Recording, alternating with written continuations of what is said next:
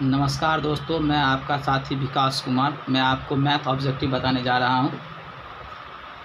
20 तक मैंने क्वेश्चन बता दिया था, आज 21 से मैं बताऊंगा।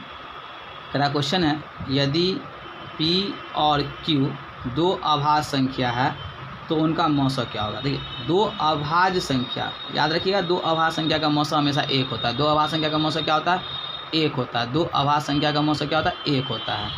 जैसे यहाँ पे देखिए, अभाज्य संख्या कहते किसको है? ऐसी संख्या जो किसी संख्या से न कटे। 5 किसी से नहीं कटता है, 7 किसी से नहीं कटता। 5 7 का मैंने मौसा निकाला, तो 5 7 का मौसा निकाला तो 5 एकान 5, 2 घेर दिए, 5 यहाँ आया, 2 दूना 4, 1 बचा, फिर घेर दिए, ये 2 यहाँ ले आए, 1 दूना 2 कट गया।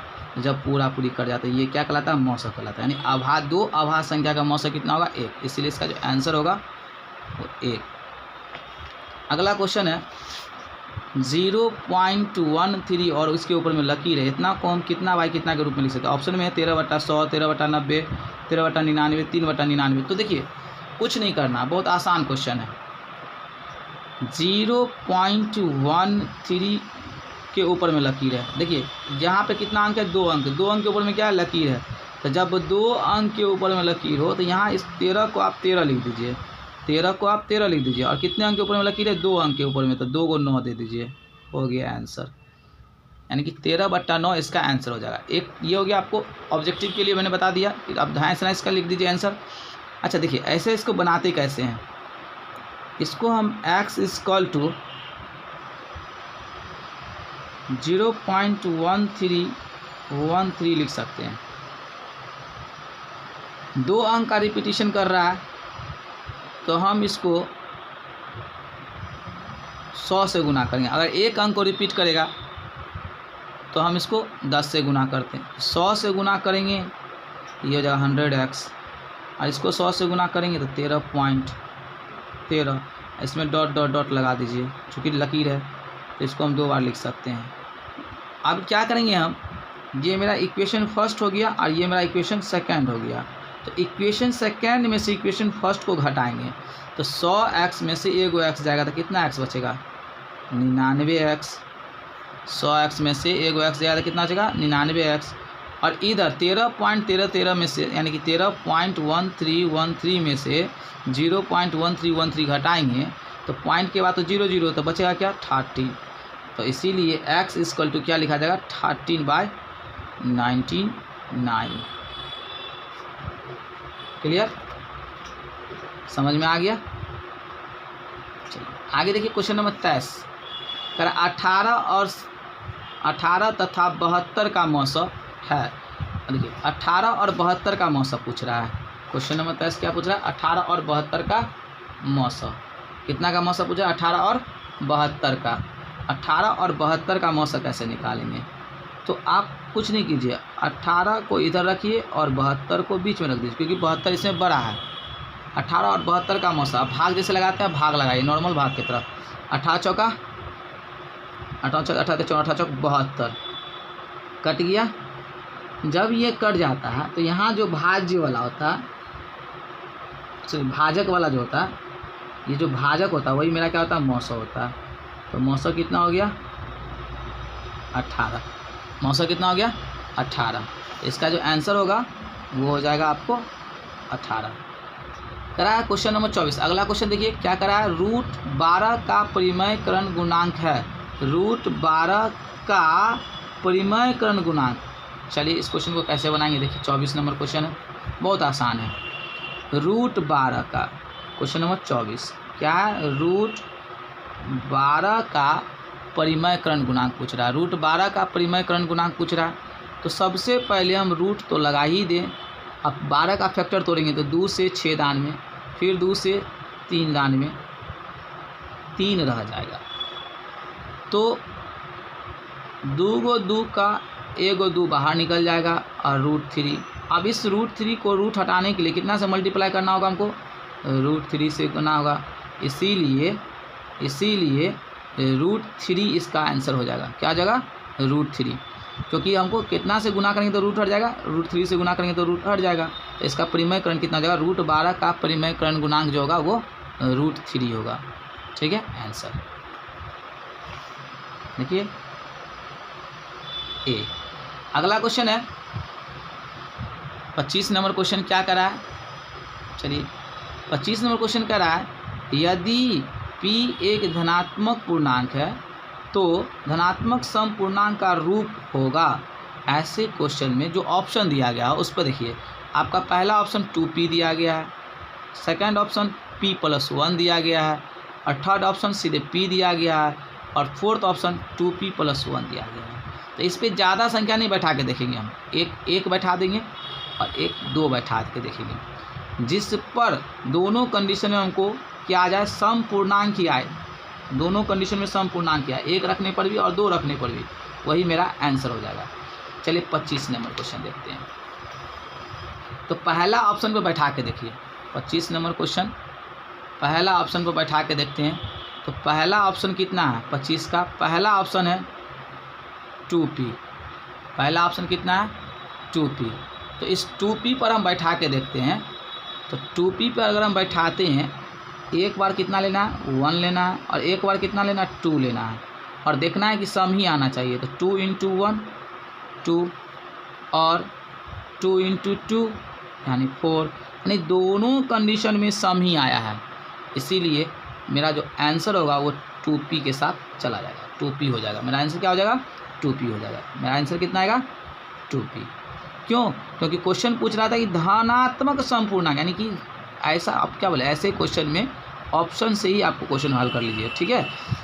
जो ऑप्शन दिया गया हो उसमें 1 बैठा के देखिए और 2 बैठा के देखिए, और दोनों कंडीशन में देखिए क्या आ रहा है, और क्वेश्चन क्या पूछ रहा था, धनात्मक सम पूर्णांक पूछ रहा है।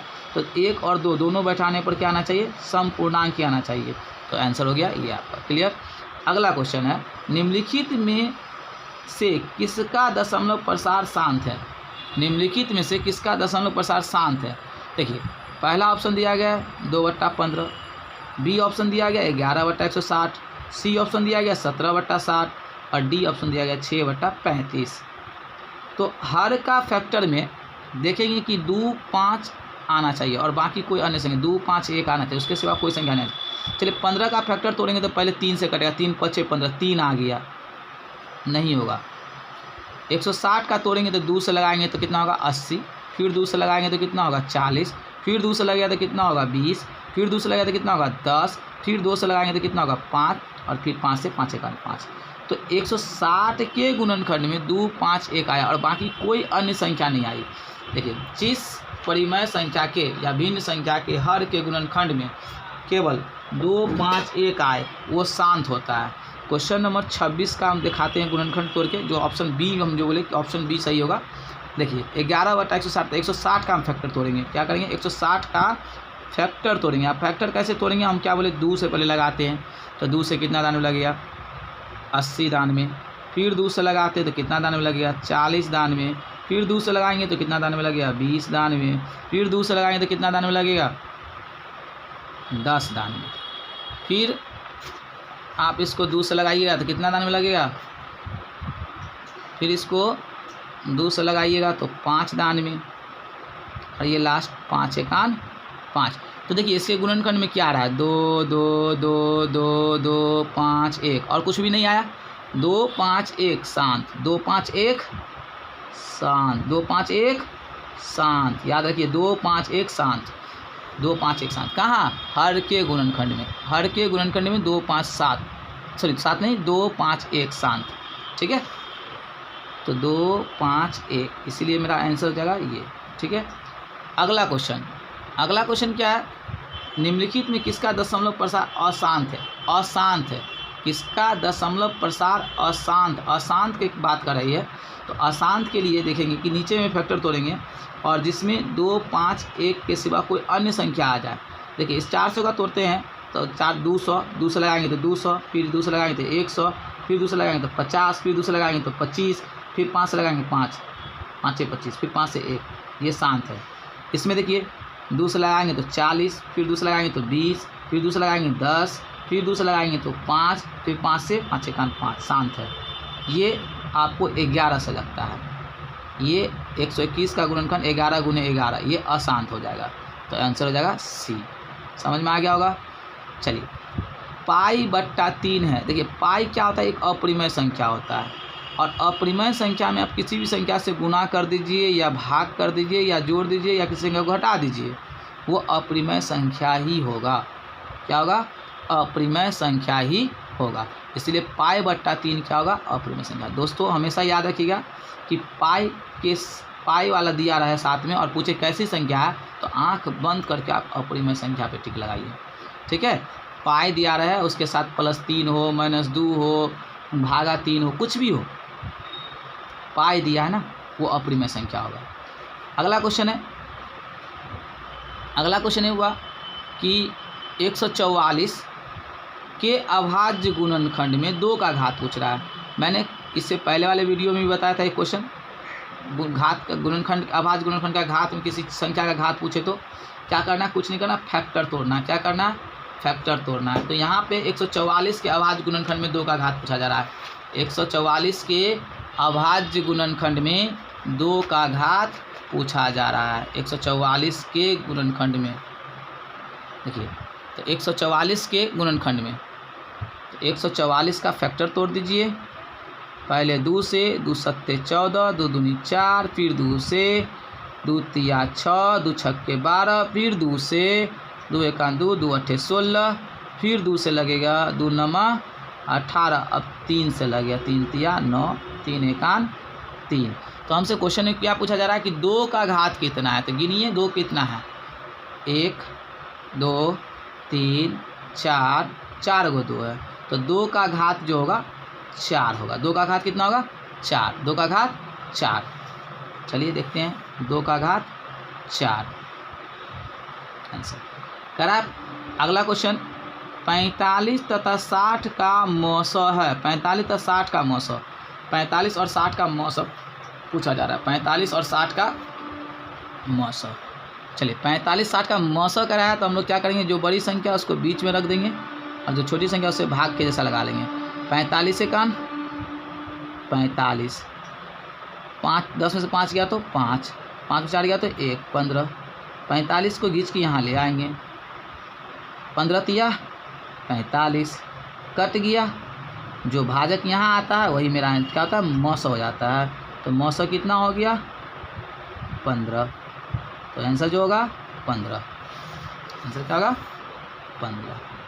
चलिए अलविदा दोस्तों। इसी के साथ अगर मेरा वीडियो आपको अच्छी तरीक़ा से समझ में आया हो तो मैं उम्मीद करता हूँ कि आप मुझे लाइक और सब्सक्राइब ज़रूर देंगे।